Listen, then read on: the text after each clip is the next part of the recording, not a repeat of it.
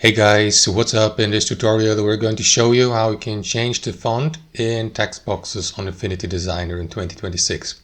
So let us get started. So let me zoom into that canvas here. What you want to do, guys, is navigate to your document, then insert a text box by using the text tool here on the left hand side.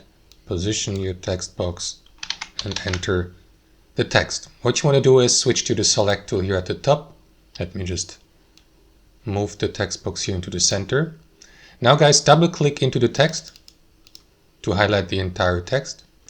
And now here at the top you can change the font size, for example, and also change the font itself here on the very left hand side by clicking into that font family drop down menu.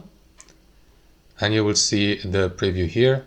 And it's also, if you hover your mouse over the given font, you will see the preview also here in the text box.